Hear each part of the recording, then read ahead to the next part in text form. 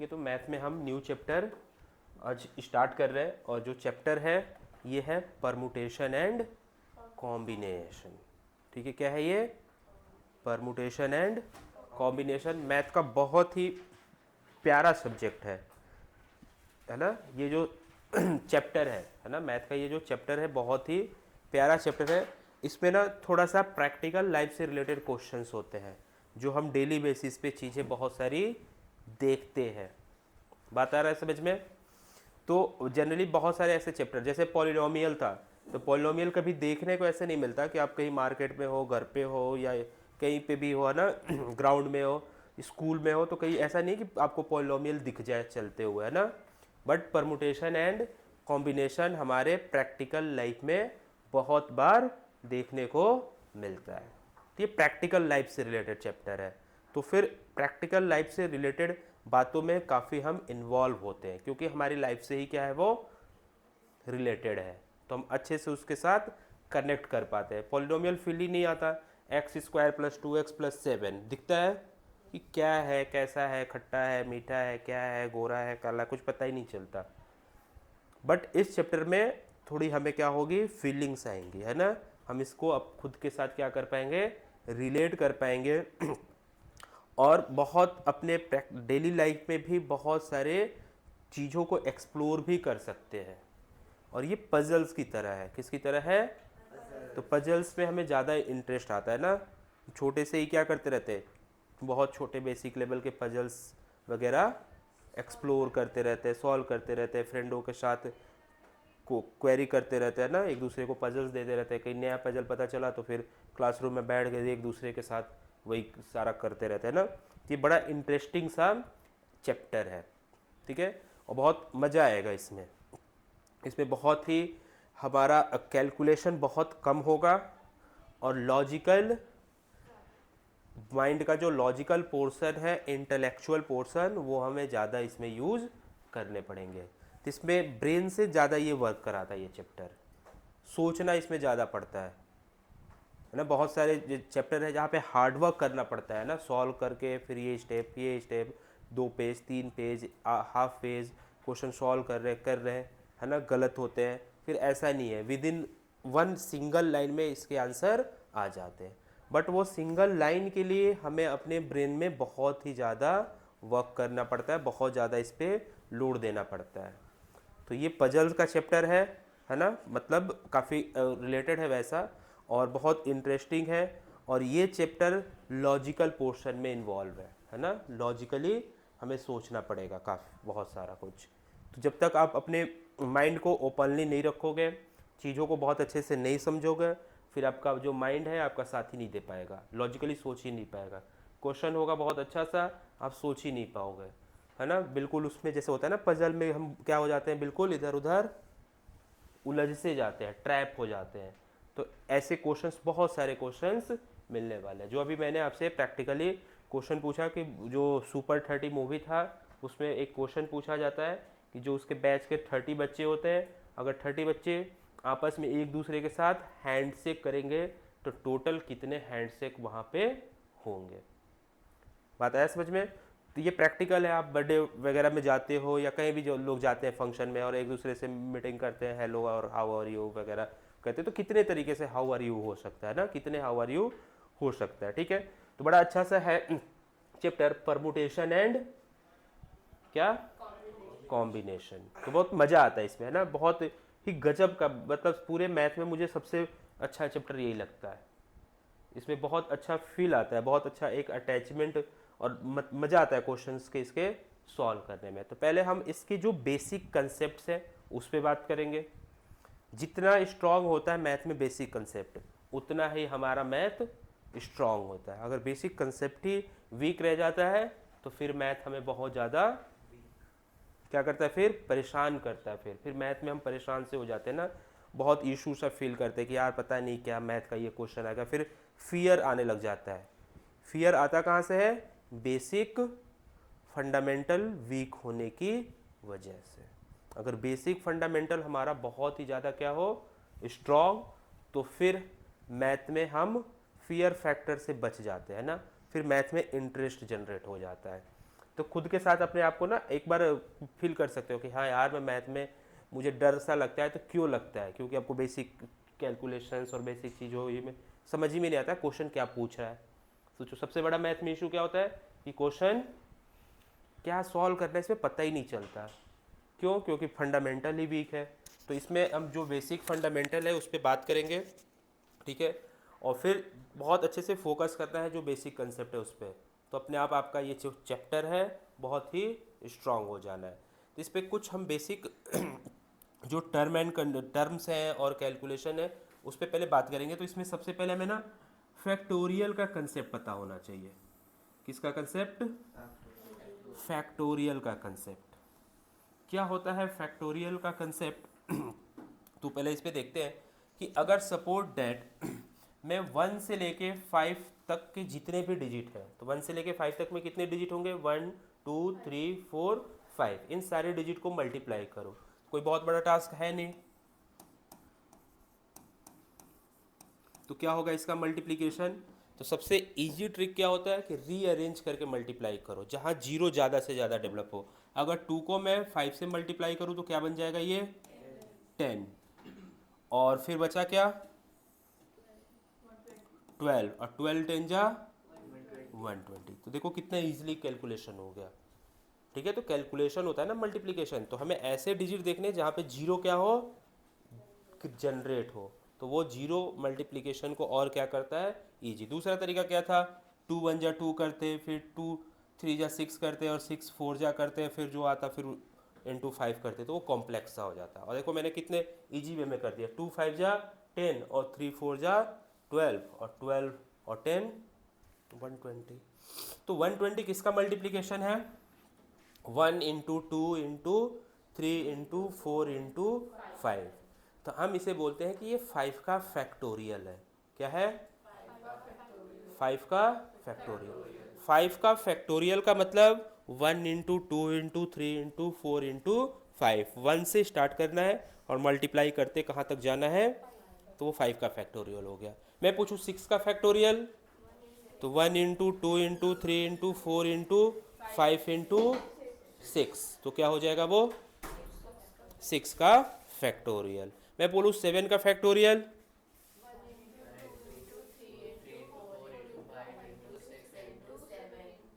बात आया समझ में?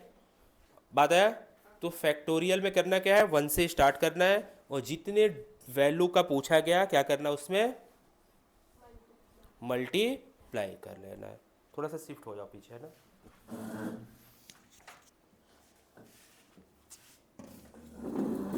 क्लियर?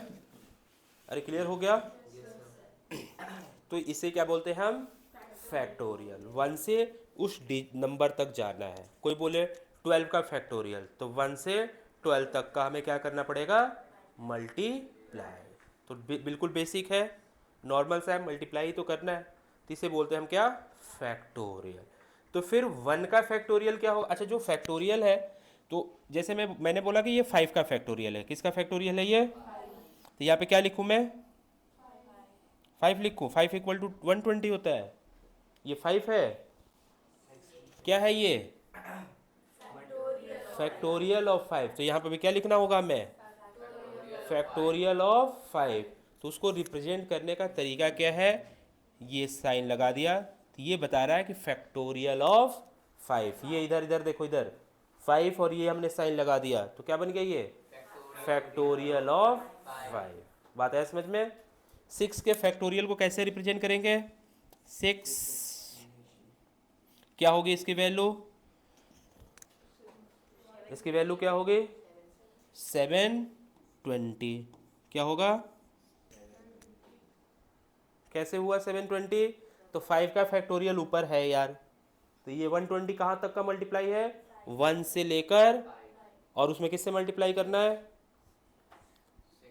इंटू 6। तो 120 इंटू 6 720। मैं 7 का पूछूं फैक्टोरियल, तो ये 720 कहाँ तक का मल्टीप्लाई है? 1 से 6 तक का है, और इसमें और एक क्या मल्टीप्लाई बच गया? 7। तो 7 का फैक्टोरियल हो जाएगा। अरे बात आया समझ में? तो अभी हमने देखा कि व्हाट इज फैक्टोरियल। तो क्या है फैक्टोरियल? 1 से लेकर उस नंबर तक क्या करना पड़ेगा हमें, मल्टीप्लाई। रिप्रेजेंट कैसे करते हैं, तो ये हमारा रिप्रेजेंट करने का वे हो गया। तो 1 का फैक्टोरियल जैसे है तो ये रिप्रेजेंट हो गया 1 ही होगा बस। 1 का फैक्टोरियल, 2 का फैक्टोरियल 1 इंटू 2 2, 3 का फैक्टोरियल 6, ऐसे करके n का फैक्टोरियल, तो n का factorial 1 into 2 into 3 into 4 into कहाँ तक जाना पड़ेगा, n तक। और n क्या है, तो n कोई एक क्लियर नहीं दिख रहा है कि क्या है एग्जैक्ट वैल्यू, तो हम क्या करते जाएंगे, बोलेंगे जो भी होगा वहाँ तक हमें जाना पड़ेगा। कहाँ तक जाना पड़ेगा, n तक। n का फैक्टोरियल का मतलब कहाँ तक जाना पड़ेगा, और n कोई पर्टिकुलर वैल्यू नहीं है कि मैं कोई पर्टिकुलर आंसर दूँ, तो कहाँ तक जाना है हमें, n तक। 3 का फैक्टोरियल था तो n का फैक्टोरियल है तो n तक जाना पड़ेगा। क्लियर, अरे क्लियर हो गया। तो ये इजी सा क्या है कंसेप्ट। इसका एक और सिंबल है, फैक्टोरियल को बहुत जगह पे ऐसे भी रिप्रेजेंट किया जाता है, जैसे ये लिखा है ना, एक ये रिप्रेजेंटेशन हो गया 5, तो ये भी रिप्रेजेंटेशन है 5 फैक्टोरियल 6, और ये क्या कर देना है उसके फ्रंट पे ऐसे एक कवरिंग सा कर देना है, तो ये भी क्या है फैक्टोरियल का साइन है, ये भी क्या है फैक्टोरियल। तो ये दोनों स्टैंडर्ड साइन है, तो दोनों ही हम यूज कर सकते हैं। क्लियर, अरे बातें आ गई समझ में, ठीक है। इसमें एक इम्पोर्टेंट सा है कि जीरो का फैक्टोरियल क्या होगा, है ना, तो जीरो का जो फैक्टोरियल है 1 होता है, जीरो का फैक्टोरियल 0 नहीं होता, ये ध्यान रखेंगे हम। जीरो का फैक्टोरियल भी 1 और 1 का फैक्टोरियल भी क्या होगा 1, ये ऐसे डिफाइन किया ही गया है ना। जिसने भी फैक्टोरियल का कंसेप्ट बनाया उसने बोला कि आपको जीरो का फैक्टोरियल भी क्या लेकर चलना पड़ेगा, 1 लेकर चलना पड़ेगा। बात आ गया समझ में। तो एटलीस्ट हमें 7 या 8 तक के फैक्टोरियल डायरेक्ट याद रहने चाहिए, ताकि क्वेश्चन में आएगा तो ये बैठ गए, हम मल्टीप्लाई में बिजी नहीं रहेंगे, तुरंत उसकी वैल्यू पुट करके फास्ट कैलकुलेशन कर लेंगे। तो कितने याद रखने हमें फैक्टोरियल, 7 या 8 तक के बेसिक फैक्टोरियल हमें याद रखना चाहिए।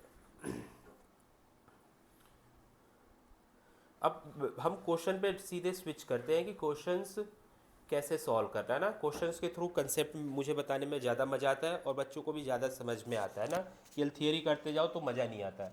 इसमें ये एक इक्वेशन है, क्या है ये एक, और इस इक्वेशन को सॉल्व करना है और फाइंड क्या करना है हमें, वैल्यू ऑफ एक्स। तो कैसे सॉल्व करेंगे अब, ठीक है, देखना बहुत सारे तरीके हो सकते हैं। एक हो सकता है बिल्कुल नॉर्मल वे में करते जाओ छोटे बच्चों की तरह कैलकुलेशन, और एक हो सकता है कि स्मार्ट कैलकुलेशन। तो मैं दोनों कैलकुलेशन करके फर्स्ट टाइम आपको एक्सप्लेन कर रहा हूँ। ये जो क्वेश्चन है 1/6 फैक्टोरियल को क्या लिख सकता हूँ मैं, 1 डिवाइडेड बाई 720 प्लस 1/, क्या होगा 7 फैक्टोरियल 5040 इक्वल टू x, और ये 8 का फैक्टोरियल, अब इसमें 8 से मल्टीप्लाई करो फास्ट, अरे फास्ट मल्टीप्लाई करो, हो जाना चाहिए।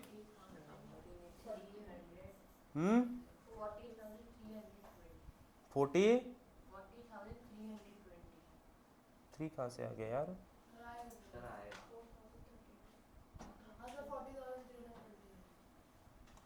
ये अरे 8 0 और 8 4 जा 32, और फिर 8 0 0 हो गया भाई, 32 हो गया, और 8 5 जा 40, तो 40320 करेक्ट है। अब क्या करना है बस इसमें कैलकुलेशन, एलसीएम लो और इसको सॉल्व करो, और फिर क्रॉस मल्टीप्लाई वगैरह करके एक्स की वैल्यू आ जाएगी। तो करना है एक बार फास्ट इसको और बताना वैल्यू ऑफ एक्स। अरे 8 5 जा 40 होगा नहीं, तो इसका इस फास्ट ये कैलकुलेशन करना आपको, वो छोड़ दो क्या था, ये आप सॉल्व करके मुझे एक्स की वैल्यू बताओ। कुछ भी नहीं नोट करना है, बस रफ पे जाना है बैक साइड में, और ये कैलकुलेट करके मुझे फास्ट कॉपी पास कर देना, बस बोलना नहीं आंसर, कॉपी पास कर देना आप।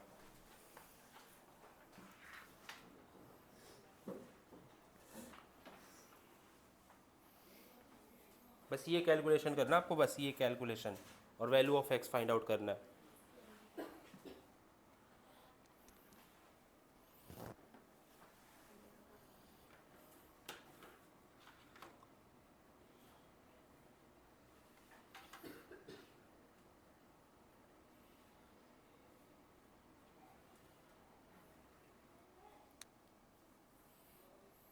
और बहुत फास्ट।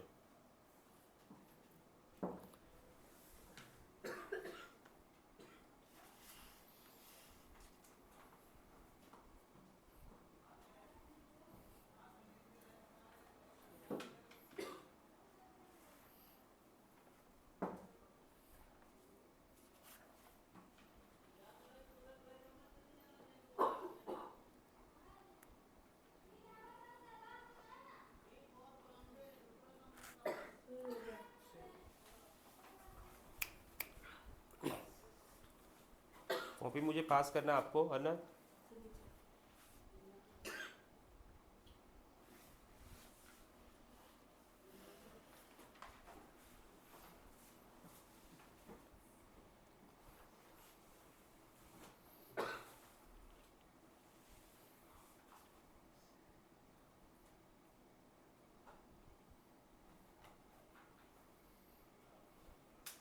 चलो ठीक है, जिस बच्चे ने कर लिया स्मार्ट है। अब इधर देखना, जिस बच्चे ने किया अच्छी बात है, जिसने नहीं किया और ही अच्छी बात है ना। ये क्या है हमारा 1/6 फैक्टोरियल। अब मैं स्मार्ट वे बता रहा हूँ, 1/7 फैक्टोरियल और x/8 फैक्टोरियल। क्लियर। डिनोमिनेटर में सबसे बड़ा फैक्टोरियल कौन सा है, तो सबको 8 फैक्टोरियल बनाऊंगा मैं। क्या करूंगा, सबको 8 फैक्टोरियल बनाऊंगा मैं। तो ये कैसे बनेगा 8 फैक्टोरियल, कैसे बनेगा ये, इंटू 7 इंटू 8। 6 फैक्टोरियल का मतलब 1 से लेकर 6 तक। अब क्या हो गया, 6 तक तो था, 7 भी आ गया और 8 भी आ गया। तो एक्चुअल में क्या हो गया, ये 1 से लेकर 8 तक, 1 से लेकर 6 तक ये था, और ये 7 और ये 8। तो क्या हो गया फिर 1 से लेकर, बोल सकते पक्का। कितने बच्चों को लग रहा है कि 1 से लेकर 8 तक नहीं है ये, तो मैं एक्सप्लेन कर दूंगा, पूछ लो पूछ लो, मैं एक्सप्लेन कर दूंगा। पता है आदिति 6 फैक्टोरियल का मतलब, हाँ 1 से 6 तक ये था, 7th भी आ गया और 8 भी आ गया। तो फिर क्या हो गया, ये 1 से लेकर 8 तक हो गया। बट हमने डिनोमिनेटर में मल्टीप्लाई किया, तो न्यूमरेटर में भी मल्टीप्लाई करना पड़ेगा। फिर इसमें किससे मल्टीप्लाई करो, ये 7 तक तो था ही, इंटू 8, ऊपर भी क्या हो गया 8, और ये तो 8। तो ये 1 से 8 तक का मतलब 8 फैक्टोरियल बन गया। क्या बन गया ये, और 7 8 जा, फिर ये क्या बन गया 8 फैक्टोरियल, और 8 फैक्टोरियल। क्लियर। अब देखो डिनोमिनेटर इक्वल है, ऐड अप कर दो इसको,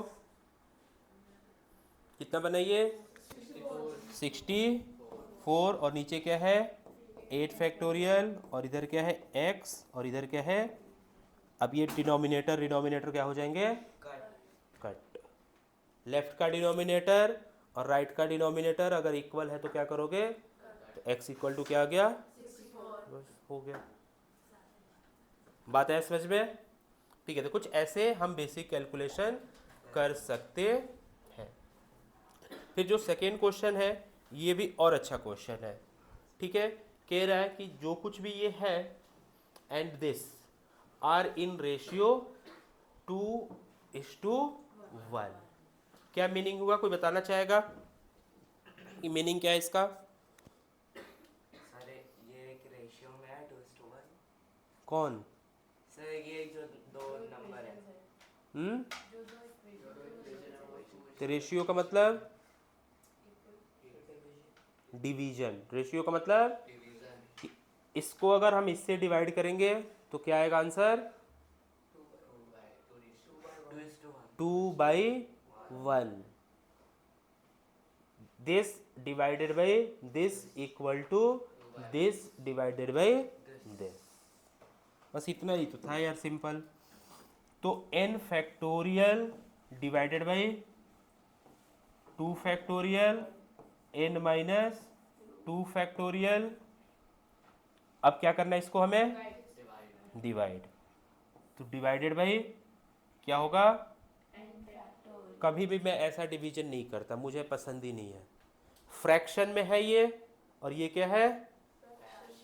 तो दो फ्रैक्शन को ऐसे डिवाइड करके पिरामिड मुझे नहीं बनाना, और फिर इसी पिरामिड में मैं दब के क्या हो जाऊंगा? मर जाऊंगा। मेरा कैलकुलेशन इसमें खत्म हो जाएगा। ये हो गया क्या? पिरामिड। और फिर इसमें दबकर, और पिरामिड के अंदर क्या बन जाना है फिर? कौन होता है पिरामिड में? तो नहीं बनना वो, है ना। तो कभी भी फ्रैक्शन डिवाइडेड बाई फ्रैक्शन ये कैलकुलेशन नहीं करना। क्या कैलकुलेशन करना है? कि दिस फ्रैक्शन डिवाइडेड, ये डिवीजन करना है। किससे डिवाइड करना है? n factorial divided by 4 factorial n minus 4 factorial equal to किसका डिवीजन है के इक्वल होगा ये? 2/1। ये तो नॉर्मल वैल्यू है तो इसको तो लिख सकता हूँ ना, बट ये फ्रैक्शन में था इसलिए ऐसे हमने नहीं लिखा। फिर ये डिवीजन किस में कन्वर्ट होगा? और इसका क्या हो जाएगा? रेसिप्रोकल। तो डायरेक्ट कर दूं मैं रेसिप्रोकल, और यहाँ पे किससे रिप्लेस कर दूं इसे? तो ये हो जाएगा मल्टीप्लाई में कन्वर्ट, और इसका क्या हो गया? रेसिप्रोकल। तो क्या होगा reciprocal? 4 factorial n minus 4 factorial divided by n factorial. ठीक है, अब इसका करना है हमें क्या? कैलकुलेशन। और फिर क्या लाना है हमें? Value of n, value of n।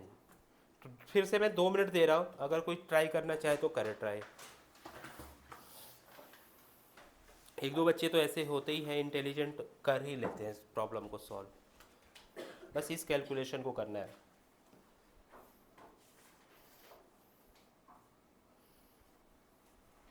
Sir आगे सॉल्व नहीं करना। n की वैल्यू बताना, आगे सॉल्व क्यों नहीं करना।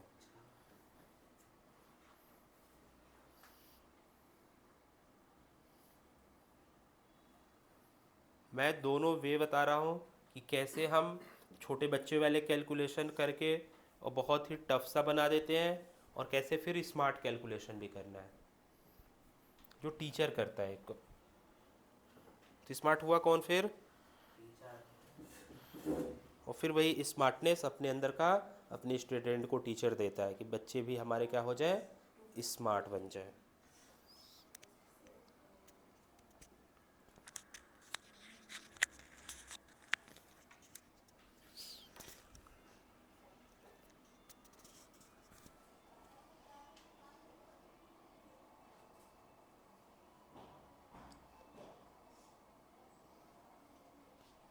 है कोई जो सॉल्व कर सकता है?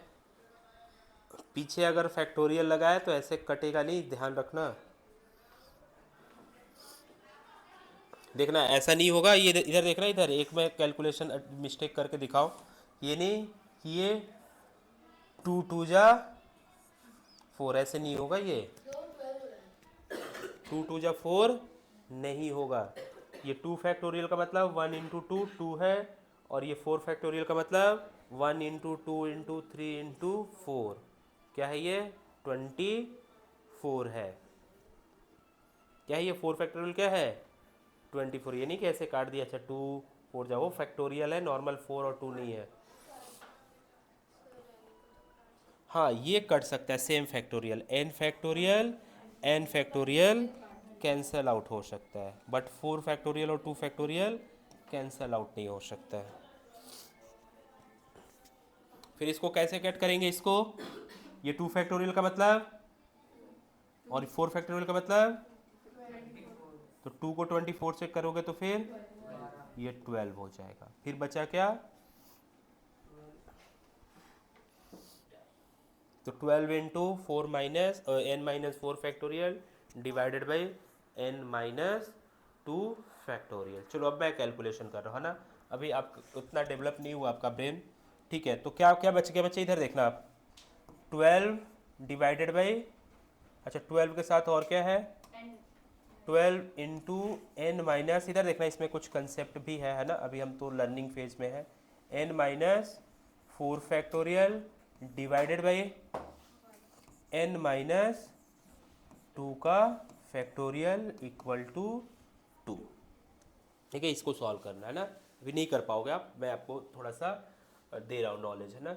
अभी मैं पूछूं कि n माइनस 4 फैक्टोरियल और n माइनस 2 फैक्टोरियल, छोटा कौन है, n माइनस 2 फैक्टोरियल क्या है, छोटा है, और n माइनस 4 फैक्टोरियल क्या है, बड़ा है। हम ना अंधों से कम नहीं है, इसमें 4 है इसलिए बड़ा है, और इसमें 2 है इसलिए छोटा है। जैसे 10 माइनस 6 और 10 माइनस 2 कौन बड़ा है, तो 10 माइनस 2 छोटा कौन है, 10 माइनस 2 छोटा है, क्योंकि इसमें 2 है ये छोटा है और ये 6 है ये बड़ा है। कौन है छोटा, कौन है छोटा, 10 माइनस 6 या 10 माइनस 2, अभी तो तू बोल रही थी ये कि इसमें ये 2 छोटा है तो छोटा हो गया, 6 बड़ा है तो बड़ा हो गया। अरे जितना ज़्यादा सब्ट्रैक्ट करोगे उतना क्या हो जाएगा, वो छोटा होगा। तो इसमें से केवल 2 निकाला जा रहा है सब्ट्रैक्ट, और इसमें से 4, तो कौन छोटा हुआ, n माइनस 4 छोटा है और n माइनस 2 क्या है, बड़ा है। अभी देखना बच्चे, अभी इशू क्या है कि आपको ना n में ना कुछ फील नहीं आ रहा है। मैं पूछता 4 फैक्टोरियल क्या होगा, 4 फैक्टोरियल 5 फैक्टोरियल 120, 24 इंटू 5, बस 4 फैक्टोरियल का मतलब 4 तक का मल्टीप्लाई हो गया, और 5 फैक्टोरियल का मतलब 5 तक, तो 4 तक का हो चुका है 24, और बचा क्या इंटू 5। मैं पूछूं n फैक्टोरियल की वैल्यू क्या होगी, n फैक्टोरियल की वैल्यू क्या होगी, तो उसकी वैल्यू आप नहीं बता पाओगे। 4 फैक्टोरियल की वैल्यू 24, 5 फैक्टोरियल बता पा रहे हो, बट n फैक्टोरियल नहीं बता सकते। क्यों नहीं बता सकते, तो जो वैल्यू है वो वैल्यू ही पर्टिकुलर वैल्यू कोई है ही नहीं। 4 फैक्टोरियल का मतलब पता है कि 4 का ही निकालना है, n फैक्टोरियल का मतलब पता नहीं किसका निकालना है, वो n 5 भी हो सकता है, 6 भी हो सकता है, कुछ भी हो सकता है, वेरिएबल है ना, उसकी वैल्यू क्या हो सकता है, कुछ भी, तो फिक्स है क्या, तो फिर हम नहीं बता पाते, है ना। तो हमारा जो माइंड है ना, वैल्यू को ज़्यादा समझ पाता है और वेरिएबल को बहुत कम उसको रिलेट कर पाता है। मैं बोलूँ n माइनस 1 फैक्टोरियल क्या होगा, n माइनस 1 फैक्टोरियल, तो आपको क्लियर नहीं होगा, बट मैं यही पूछूं कि 4 माइनस 3 फैक्टोरियल क्या होगा, 3 माइनस 4 माइनस 1 फैक्टोरियल क्या होगा, अरे 4 माइनस 1 फैक्टोरियल क्या होगा, 4 माइनस 1 का फैक्टोरियल, ऐसे क्या होगा, क्या होगा, अरे 4 माइनस 1 कितना होता है, और 3 5, क्या खतरनाक बचे यार, 4 माइनस 1 क्या होता है, और 3 का फैक्टोरियल क्या होगा, 6 होगा। बात है समझ में। 5 minus 1, 5 minus 1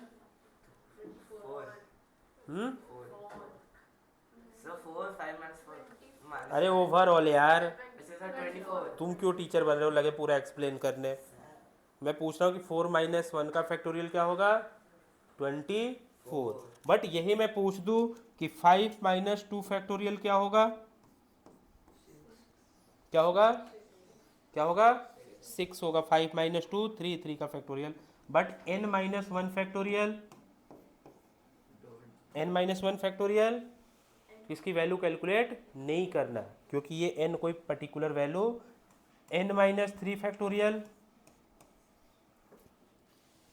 n minus 3 factorial तो कोई पर्टिकुलर आंसर इसका नहीं होगा, क्योंकि n अभी क्लियर नहीं है, तो इसलिए आंसर भी क्लियर नहीं है। यहाँ पे सब कुछ क्या है, यहाँ पे सब कुछ क्या है, तो क्लियरली हम आंसर दे पाएंगे, बट यहाँ पे n क्लियर नहीं है।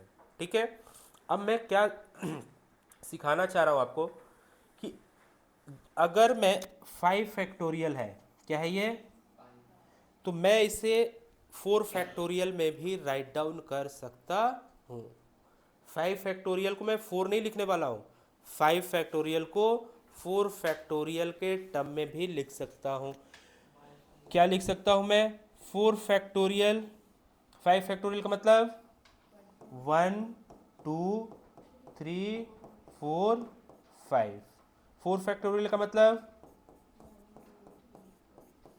क्या इक्वल है, किसकी कमी है, तो अगर मैं इसमें इंटू 5 कर दूं तो दोनों बातें क्या हो गई, क्या हो गई, तो 5 फैक्टोरियल को 4 फैक्टोरियल में कैसे लिखेंगे हम,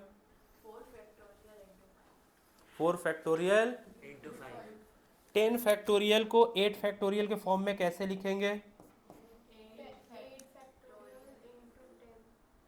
8 फैक्टोरियल इंटू, 9 इंटू 10, हाँ 8 फैक्टोरियल का मतलब 8 तक पहुंचे हैं, और क्या क्या चाहिए इसमें, 9 और 10, तो क्या लिखेंगे इसे, 8 फैक्टोरियल का मतलब 1 से 8 तक हो गया, बचा क्या, 9 और क्या बचा, 10 बचा।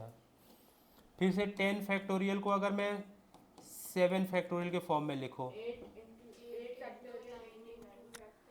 7 फैक्टोरियल इंटू 8 इंटू 9 इंटू 10, तो 7 फैक्टोरियल का मतलब 1 से लेकर 7 7 तक तो इसके पास है ही, बचा क्या, 8 9 10,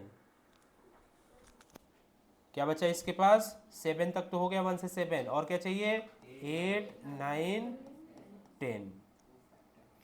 12 फैक्टोरियल इक्वल टू क्या चाहिए, और इसे 10 फैक्टोरियल इंटू 11 इंटू 10 फैक्टोरियल का मतलब 1 से लेके 10 तक तो है, हमें पहुंचना है 12 तक, तो बचा क्या, 11 और 12। बात आया समझ में, अरे बात आया समझ में, ठीक है। 25 फैक्टोरियल इक्वल टू 22 फैक्टोरियल,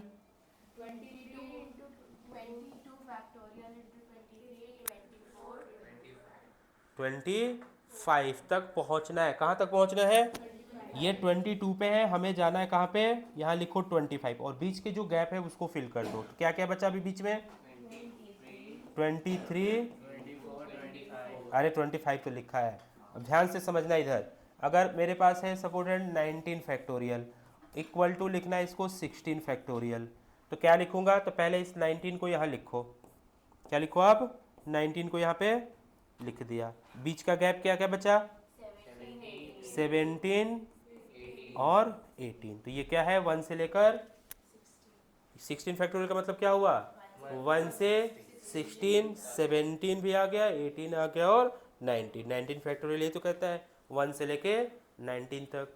कितने बच्चों को बात आया समझ में, ठीक है, बट जब ना n आ जाएगा ना, तो फिर वहाँ पे तुम्हारा हैंड क्या हो जाएगा, डाउन, फिर कहोगे नहीं आया समझ में।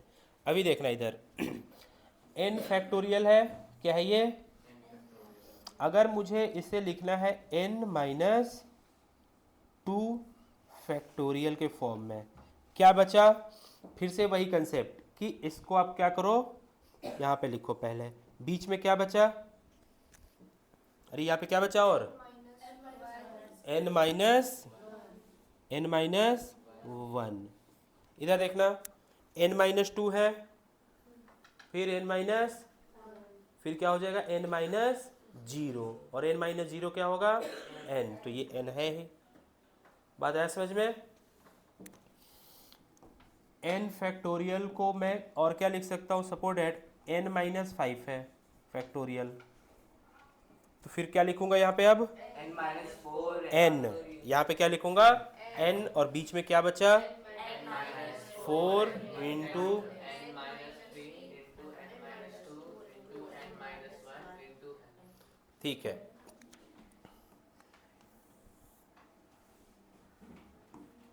n minus 2 factorial equal to n minus 4 factorial लिखा।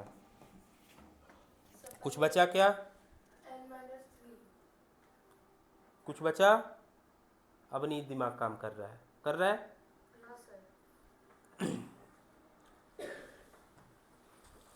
मैं बार बार बोल रहा हूँ, इसे क्या करो आप यहाँ लिखो। क्या लिखो यहाँ पे? क्या n minus 2 फैक्टोरियल लगा है इधर, इधर नहीं लगेगा। बचा क्या यहाँ? n minus 4 और 2 के बीच में क्या बचता है इधर? n minus 3 n minus 3। ये बड़ा है या ये बड़ा है? ये बड़ा है, n माइनस 2 फैक्टोरियल बड़ा है या n minus 4 factorial? n minus बड़ा है। तो हम किसी बड़े फैक्टोरियल को छोटे फैक्टोरियल के फॉर्म में क्या कर सकते हैं? लिख सकते हैं। जैसे 10 फैक्टोरियल है, तो अगर इससे छोटा सपोर्टेड 8 फैक्टोरियल है तो इसमें हम लिख सकते हैं। और क्या चाहिए इसमें? पहले यहाँ बताओ क्या लिखो? 10, और बीच का देखो क्या बचा? 9। तो किसी भी बड़े फैक्टोरियल को क्या कर सकते हैं हम? किसी भी बड़े फैक्टोरियल को क्या कर सकते हैं हम? छोटे फैक्टोरियल के फॉर्म में राइट डाउन कर सकते हैं। तो we can write down a bigger factorial in the form of smaller factorial, है ना। ये नोट्स में होना चाहिए। जब वीडियो देखना आप, तो ये पॉइंट नोट्स में होना चाहिए कि we can write down a bigger factorial in the form of smaller factorial. Clear? अब जो हमारा बचा ये कैलकुलेशन बचा था ना, इस कैलकुलेशन को सॉल्व कैसे करेंगे, इसके लिए सारे कंसेप्ट मैंने आपको बताया है। ये बहुत अच्छा क्वेश्चन था, ठीक है। अब इसमें बड़ा कौन है और छोटा कौन है? तो जो n माइनस 2 बड़ा है और छोटा कौन है? तो यहाँ लिखो छोटे वाले को। अब इस बड़े वाले को इस छोटे वाले के फॉर्म में कैसे लिखेंगे? और क्या बचा? अरे लिख दिया, लिखेंगे क्या? लिखा है, कहाँ लिखे हैं? इधर। यहाँ क्या लिखेंगे लास्ट में? n minus और बीच में क्या बचा? n minus 3 n minus 3। क्या बचा ये? तो मैं इस बड़े को क्या लिख सकता हूँ? इस बड़े को क्या लिख सकता हूँ मैं? क्या बना फॉर्म? अरे ये फॉर्म क्या बना? n minus 4 factorial into n minus 3 factorial into, ये जो बड़ा है इसको रिप्लेस करूंगा किससे? अरे लिखा तो, इसको क्या लिख सकता हूं मैं? ये लिख सकता हूं। तो जो n माइनस 2 फैक्टोरियल है इसके प्लेस पे मैं ये लिख सकता हूं। तो इसको किससे रिप्लेस करूंगा मैं अब? n minus 4 factorial into. तो जब भी इस टाइप्स के क्वेश्चंस आएंगे तो बड़े को क्या करना है? इस छोटे के फॉर्म में कन्वर्ट। उससे बेनिफिट क्या होने वाला है? तो जो 12 n माइनस 4 फैक्टोरियल है, अब ये जो छोटा था n माइनस 2, इसको क्या लिखने वाले हैं हम? n minus 4 factorial into n minus 3 into n minus factorial. वहाँ लग चुका है यार, यहाँ नहीं लगेगा, इतने सारे एग्जाम्पल दिया। इक्वल टू क्या है यहाँ पे? इक्वल टू क्या है? 2। अब इस क्वेश्चन को मैं पता नहीं 5 से 10 मिनट से समझा रहा हूँ, और फिर आप घर पे जाओगे और ये वीडियो के थ्रू सारी चीज़ें देखोगे, लेकिन खुद से नहीं सॉल्व करोगे, खुद से सॉल्व नहीं करोगे। आप इतने बड़े स्मार्ट हो, खुद सोचोगे अब तो आ गया, और फिर नेक्स्ट क्वेश्चन आता है, कहता है तेरे को कुछ नहीं आया, तेरी औकात अभी तुरंत कोई क्वेश्चन देख लेता है।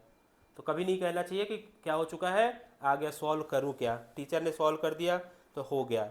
खुद से सॉल्व इसको 2 टाइम्स नहीं करोगे, ऐसे प्रॉब्लम आपसे होगा ही नहीं। क्योंकि अब इस बिगर को स्मॉलर के फॉर्म में, ताकि ये क्या हो जाए?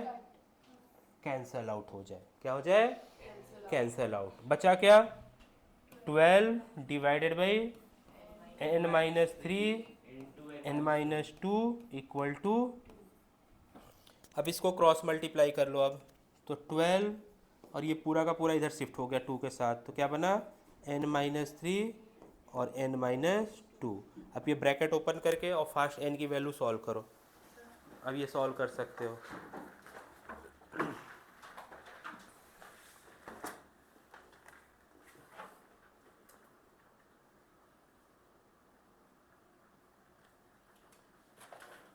केवल ये लास्ट का कैलकुलेशन करना आपको। ब्रैकेट ओपन करना है, सिंप्लीफाई करना है और फिर सॉल्व करना है।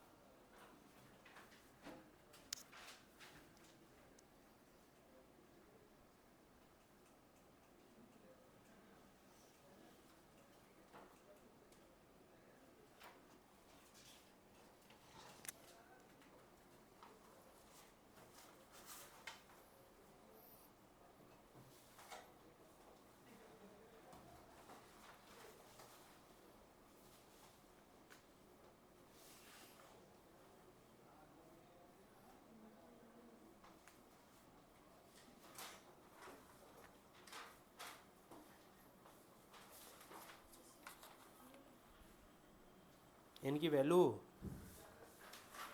ऑफ n निकालना है।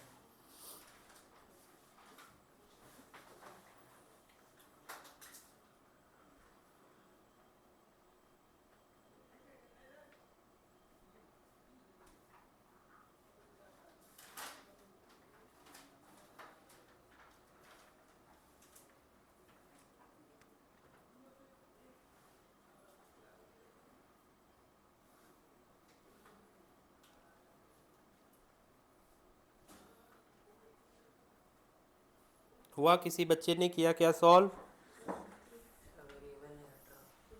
वेरिएबल नहीं हट रहा है, कुछ बच्चे परेशान हैं, वेरिएबल नहीं हट रहा है। पता नहीं किस बात के आप लोग 8th क्लास और 9th क्लास में हो। केवल स्कूल का यूटी देने आता है बस, कि स्कूल में यूटी कैसे देकर मार्क्स बस लेकर आते हैं।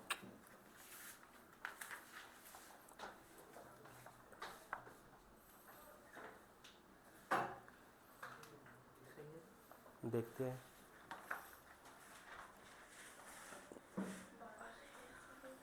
स्कूल के यूटी के लिए बस तुम्हारी लाइफ है, स्कूल के यूटी में कैसे स्कोर करते हैं, उसके बाद तो पल्ले ही नहीं पड़ता। चलो इधर देखना, किसी बच्चे ने x की पावर 2 में इक्वेशन बनाया क्या? x की पावर में इक्वेशन किसी ने बनाया? अरे किसी ने बनाया x की पावर में इक्वेशन? x स्क्वायर के फॉर्म में आएगा इक्वेशन एक। क्या आया इक्वेशन? हाँ, n बाई 5 नहीं यार, प्रॉपर बताओ। बस माइनस के बाद हो गया? अरे किसका आया इक्वेशन क्वाड्रेटिक में?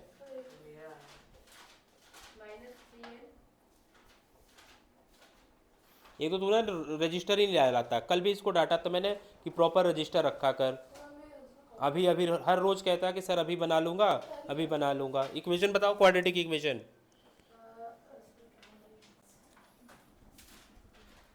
छोड़ रहने दे।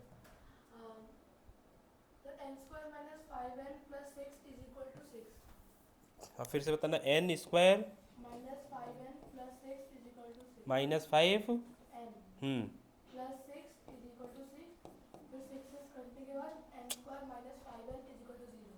तो फिर क्यों इतना बता रहा है ये बताना। Last equation equal to ji.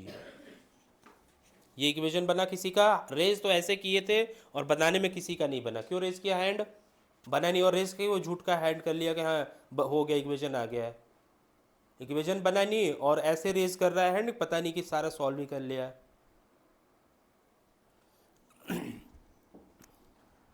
X square plus 7x plus 12 equal to 0। मुझे x की वैल्यू निकाल के दिखाओ, देखो तो कितने बच्चे सॉल्व कर पाते हैं। चुप।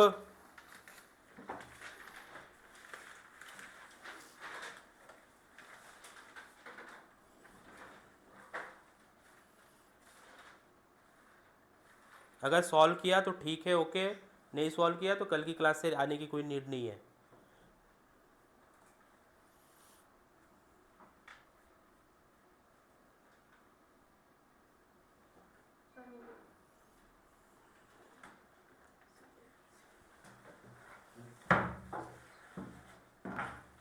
बैठ जा बैठ जा, सॉल्व हुआ नहीं अभी, हाफ सॉल्व हुआ और सर हो गया। अरे लिख एक्स की वैल्यू पूरा प्रॉपर लिख कर फिर मुझे कॉपी पास करो। अभी आधा आंसर अंदर ही है, फिर चिल्लाया जा रहा है हो गया।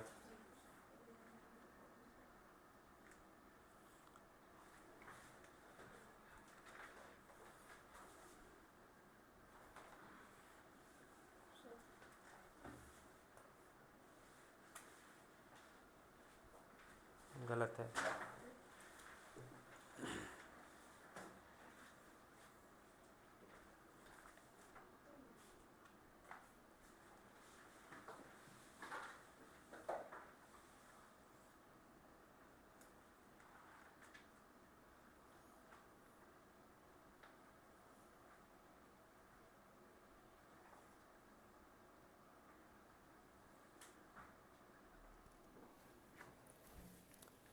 अरे चीटिंग कब तक करोगे? मैंने नहीं करी। कवर कर उसे। मैंने नहीं करी, खींच के दूंगा थप्पड़।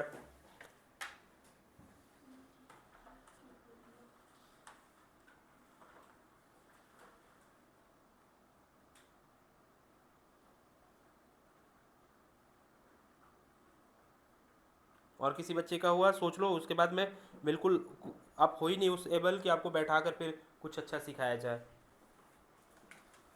जो नॉर्मल 9th का सिलेबस है उसे स्टडी करो, वही आपके लिए बहुत है।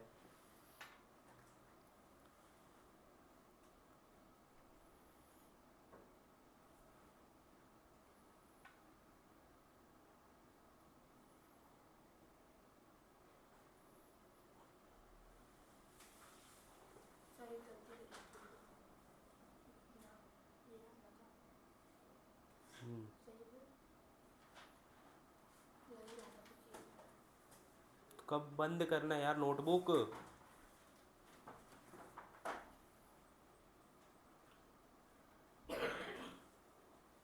चलो जिस बच्चे से हुआ है अच्छी बात है, जिससे नहीं हुआ और अच्छी बात है ना, वो बच्चे ना ही आए अब कल से तो अच्छा है। देखना होता क्या इशू कि आप लोग ना बस केवल नॉर्मल कैलकुलेशन में ही रह जाते हो। यूटी स्कूल का सिलेबस बस इसी में रह जाते हो आप। अगर ये क्वेश्चन होता 2x प्लस 10 इक्वल टू 0, और एक ये क्वेश्चन है x square plus 7x plus 12 equal to 0, तो सॉल्व नहीं करना है। सबसे पहले हमें देखना है कि दोनों में क्या डिफरेंस है। ये एक क्वाड्रेटिक है, पावर 2 में है, और ये क्या है, लीनियर। लीनियर इक्वेशन और क्वाड्रेटिक इक्वेशन सॉल्व एक तरीके से नहीं होते, दोनों के अपने अपने वेज हैं। लीनियर इक्वेशन में वैल्यू केवल ट्रांसफ़र कर दो और सॉल्व हो जाता है। -10 2x, तो x इक्वल टू -10/2 -5। ये मेथड केवल और केवल कहाँ यूज होगा, लीनियर इक्वेशन में।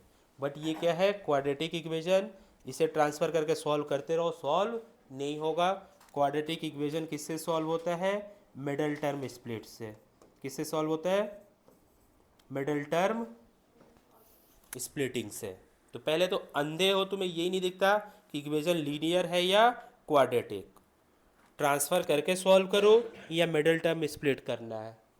पहले तो अंधों की तरह करे जा रहे हो सॉल्व, कुछ भी केवल हैबिट क्या लगा है, 12 को इधर ले जाओ वगैरह वगैरह करो, कुछ नहीं हो सकता। ट्रांसफ़र से होगा नहीं। ट्रांसफ़र से केवल कौन इक्वेशन से सॉल्व होता है, लीनियर इक्वेशन केवल ट्रांसफ़र करने से सॉल्व होता है। Quadratic equation middle term split ही करना पड़ेगा। तो ये जो अभी हम क्वेश्चन जो सॉल्व कर रहे थे इसमें क्वाड्रेटिक इक्वेशन बना था। क्या बना था इसमें? Quadratic equation. और मैंने क्यों बोला कि ये क्वेश्चन अगर आपसे सॉल्व नहीं होगा तो नहीं आना, क्योंकि ऑलरेडी क्वाड्रेटिक इक्वेशन की क्लास आपकी हो चुकी है और नहीं सॉल्व कर रहे तो कोई फ़ायदा नहीं। फैक्टोरियल भी ऐसे ही करोगे, फिर पूछा जाएगा 2-4 दिन बाद, फिर उसमें भी कुछ नहीं आएगा आपको। तो उससे अच्छा है घर पे बैठो। जब आपका लेवल हो जाएगा तो फिर बड़े लेवल की चीज़ें बाद में करना, पहले अभी अपने बेसिक को स्ट्रॉन्ग करो। आप स्ट्रॉन्ग बेसिक है ही नहीं, दिख ही नहीं रहा है कि लीनियर इक्वेशन है, क्वाड्रेटिक है, कैसे सॉल्व करना है, और फिर लगे सॉल्व करने। तो एक बच्चा यहाँ पे सॉल्व कर रहा है, एन की वैल्यू यहाँ पे कितनी आ रही है? 5 आ रही है। एन की वैल्यू क्या आ रही है? 5। तो क्वाड्रेटिक इक्वेशन था, ये बना था ये क्वाड्रेटिक इक्वेशन। और फिर ये क्वाड्रेटिक इक्वेशन को क्या किया गया है? ये क्वाड्रेटिक इक्वेशन है, फिर इसे फैक्टराइज किया गया है, और फिर यहाँ से n की वैल्यू आई है एक 0 और एक आई है 5, और 0 को क्या कर देंगे हम? रिजेक्ट। 0 को क्यों रिजेक्ट करेंगे? अगर n की जगह पे यहाँ पे 0 रखो तो 0 - 2 कितना हो जाएगा? -2, और पीछे क्या लगा है? फैक्टोरियल। तो ये क्या हो जाएगा? -2 फैक्टोरियल। और फैक्टोरियल कभी भी निगेटिव वैल्यू का डिफाइन ही नहीं है, तो कभी भी फैक्टोरियल निगेटिव वैल्यू का हम कैलकुलेट नहीं करते। तो 0 रखने से निगेटिव बन रहा है, इसलिए 0 को क्या करना है? रिजेक्ट। और एक वैल्यू कौन सा एक्सेप्ट होगा? 5। तो यहाँ n की वैल्यू 5 एक्सेप्ट किया जाएगा और 0 को क्या किया जाएगा? रिजेक्ट। क्योंकि दो आंसर की पॉसिबिलिटी है, आंसर 0 भी हो सकता है और आंसर 5। बट जैसे हमने क्रॉस चेक किया, क्या 0 वैलिड है, तो बट यहाँ पे क्या हो जा रहा है? निगेटिव होने की वजह से ये इनवैलिड हो जा रहा है। और 5 को पुट करोगे आप, 5 - 3 2, 3 फैक्टोरियल होगा, और 5 - 4 क्या होगा? ये 1 फैक्टोरियल। तो 5 एक्सेप्ट होगा और ये 0 क्या हो जाएगा आपका? रिजेक्ट। बात आ गया समझ में? ठीक है, तो इसमें हमने फैक्टोरियल में इतने कंसेप्ट हमारे लिए काफ़ी बहुत है ना, फिर हम इसको प्रॉपर वे में एक्सप्लोर कर पाएंगे। फिर हम बात कर रहे थे बच्चे किस चीज़ के बारे में? Permutation and combination. इसमें फिर फैक्टोरियल कहाँ से आ गया? तो परमुटेशन एंड कॉम्बिनेशन के कैलकुलेशन में फैक्टोरियल की नीड पड़ती है। तो बेसिक था, क्या था वो? बेसिक। तो मैंने बताया कि जब तक बेसिक फंडामेंटल स्ट्रांग नहीं होंगे हम अच्छे से नहीं कर पाएंगे। तो परमुटेशन एंड कॉम्बिनेशन के लिए फैक्टोरियल क्या है? बेसिक कंसेप्ट है, तो वो हमें आना चाहिए, जो कि हमने कर लिया। फिर स्टार्ट होता है फंडामेंटल प्रिंसिपल ऑफ काउंटिंग। क्या स्टार्ट होता है? Fundamental principle of counting. यहीं से हमारा एक्चुअल में स्टार्ट होगा क्या? Permutation and combination. Fundamental principle of counting बहुत प्यारा सा 2 फंडामेंटल है, एक एडिशन का और एक मल्टीप्लिकेशन का। एक एडिशन का है और एक नेक्स्ट आ जाएगा हमारा एडिशन का। एडिशन लॉ है और एक होगा मल्टीप्लिकेशन लॉ। एडिशन और मल्टीप्लिकेशन लॉ बहुत इम्पॉर्टेंट रोल प्ले करता है परमुटेशन एंड कॉम्बिनेशन में। ठीक है, तो नेक्स्ट जो क्लास होगी उसमें हम फंडामेंटल प्रिंसिपल में बिल्कुल बेसिक बहुत सिंपल वे में क्वेश्चंस के थ्रू ही बता दूंगा दोनों को, है ना, एडिशन लॉ और मल्टीप्लिकेशन लॉ, और फिर हम परमुटेशन करते जाएंगे। जैसे सपोर्टेड एक क्वेश्चन ये है कि in a class there are 20 boys and 60 girls. ठीक है, the teacher wants to select either a boy और a girl to represent for,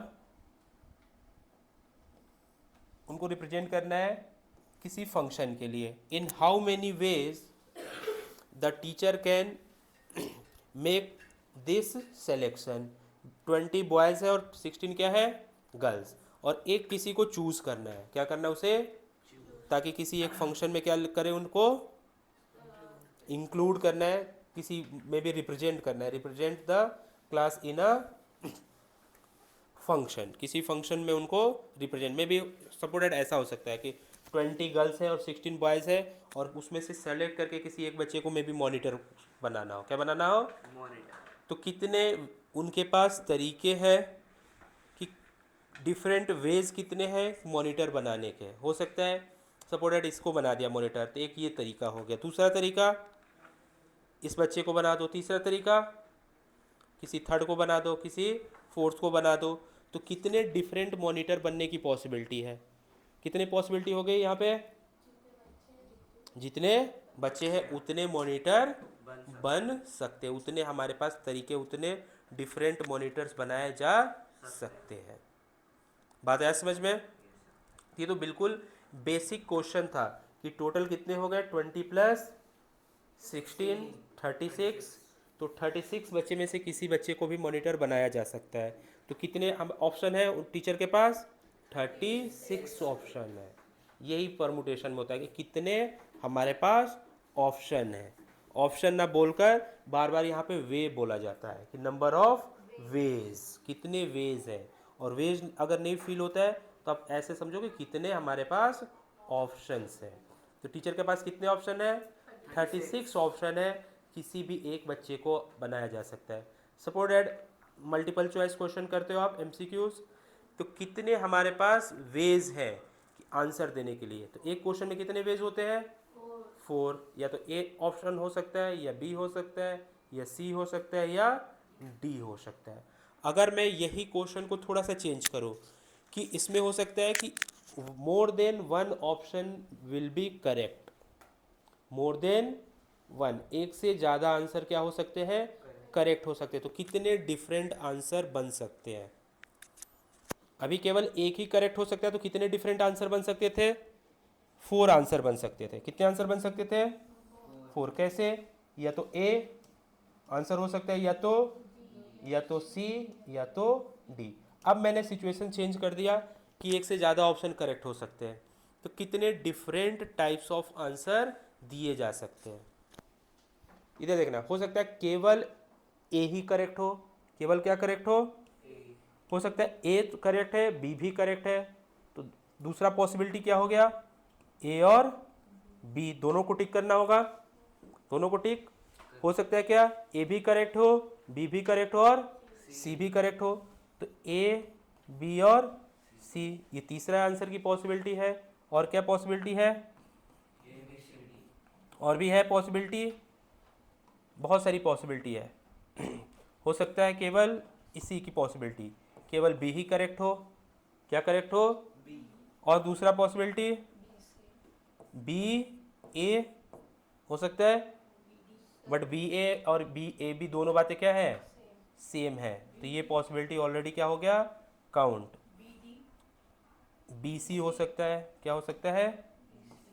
ये बी हो गया, बी सी हो सकता है, बी सी डी हो सकता है, और भी बचा कुछ? सी हो सकता है, अरे रुक जाओ, सी हो सकता है, और क्या हो सकता है?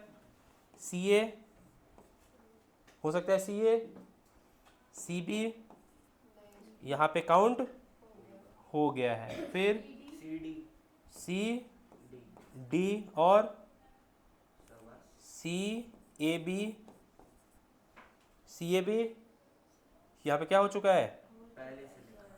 तो कितने हो सकते हैं? बहुत सारे हो सकते हैं। तो ऐसे सिचुएशन में एक एक लिख कर देखोगे तो बहुत क्या लग जाएगा? टाइम। अभी तो मैंने 4 ऑप्शन पे बताया ये क्वेश्चन। तो परमुटेशन हमें बहुत एक पावर देता है कि कितने डिफरेंट हो सकता है, उसको हम यूँ चुटकियों में क्या कर सकते हैं? सॉल्व कर सकते हैं। अभी मैंने सबसे फर्स्ट क्वेश्चन पूछा था कि क्लास में 30 स्टूडेंट हैं और सबको बोला जाए आपस में आप हैंडशेक करो, पूछा जाए कि कितने टोटल हैंडशेक हुए हैं बताओ, तो आप फिंगर पे कैलकुलेट करोगे, ऐसे लिखकर कैलकुलेट करोगे तो हो जाएगा टफ। और परमुटेशन हमें ऐसा पावर देता है कि हम यूँ चुटकियों में क्या कर सकते हैं?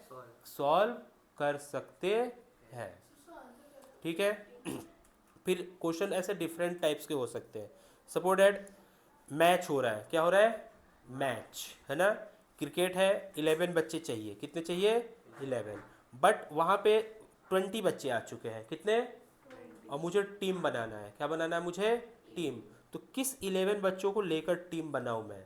तो कितने डिफरेंट मेरे पास ऑप्शन है कि अच्छा इस 11 का टीम हो सकता है, या इसको हटाओ उसको रखो, इस 11 का हो सकता है, या इन दोनों को हटाओ उन दोनों को रखो, इस 11 का हो सकता है। तो कितने हमारे पास ऑप्शन है कि मैं कितने डिफरेंट टीम बना सकता हूँ?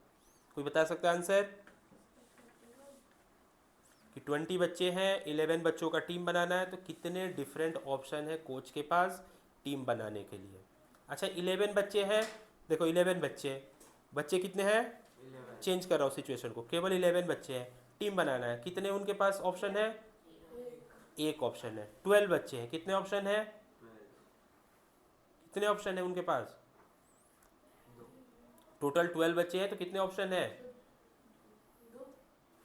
केवल 2 ही ऑप्शन है। कितने ऑप्शन है, 11 को ले लिया और जो 12th वाला था उसको छोड़ दिया, एक ये बचा, दूसरा उसको लिया और किसी एक को, अब किसी एक में से कितने को निकाला जा सकता है, 11 वहाँ पे बचा चांस उसे कि सपोर्टेड ए को हटा दिया है ना, मान लो 1 से लेकर 12 तक है, क्या है, तो पहले 1 से लेकर 11 का एक टीम बन गया, किसका टीम बन गया, 1 to